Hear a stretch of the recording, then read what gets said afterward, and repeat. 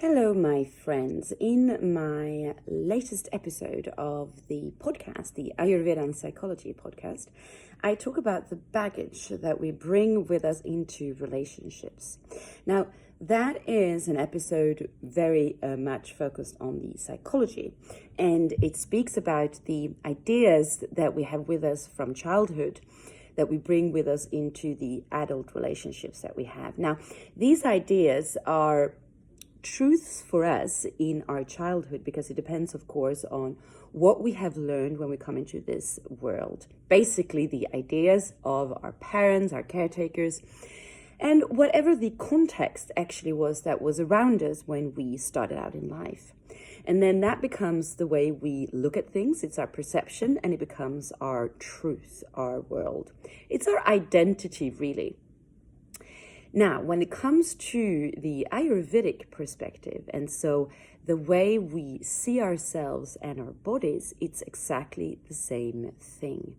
And this is what a lot of people in adulthood then experience as issues later on in life. One of the things that I want you to pay attention to is, depending on your age, if you look back on your life, how your food intake and your hunger levels changes. So as we are quite small, before, let's say, adolescence, we are, no matter what our constitution is, really dominated by the kapha energy. And so that is, of course, the heavier of the doshas, or the combination of elements, if you will, because it is water and earth together. And so in our bodies, that's represented by fluids, and so mucus. And of course, we can see these on little babies because they're all like really wobbly and they're quite slow as well. And when we start to come into our more adult self, so as we come into adolescence in our early teens, this begins to change. And we see this in the way, of course, our bodies changes with the hormonal changes and just the way we start to notice preferences that we have in life. All right, we become a person. Our identity begins to take shape. And actually, it's also when we transition into the Pitta time of our life. And so that means that our body goes through transformation, because that's what Pitta really is. It's the fire inside of us. And of course, our internal fire begins to increase as well. And this is why in adolescence, we tend to have an increase hunger level as well. So our food intake changes enormously, and we can see this.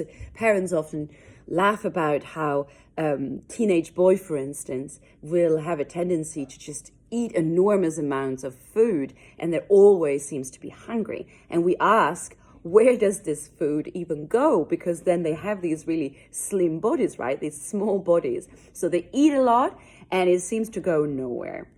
And this is, of course, and I mean, this is the case for girls as well, but we often see this even more increased in boys in that age because their internal fire, the Pitta, is predominantly a very male type of energy. It's the yang inside of us all, actually, if we would do a transition there, a combination with the Chinese medicine. So, basically, when we come into adolescence, our fire increases, and so we become more hungry. We eat much more, we can eat much more, and we transform this very quickly into energy and into muscles. And that's when we begin to then take shape as an adult.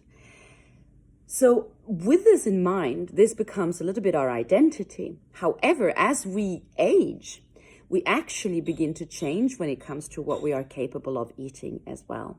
And this is why later on in life, when we then come into our 30s and in our 40s and in our 50s, we begin to actually notice that it's more difficult to lose weight, for instance.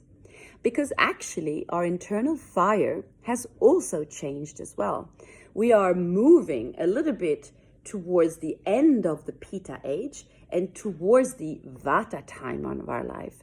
So we need to change how we relate to food. and our hunger levels as well, which is really difficult, especially since we have this identity idea that we can eat a lot, and also actually an identity belief from childhood that we need to eat a lot. We have the idea that breakfast is the most important meal of the day, which actually isn't very true. And we also have the idea that hunger is something that we should really not experience, which is not true either. And this is why we also bring baggage with us into our later years in life from our earlier years of the identity that we were attached to that also needs to change.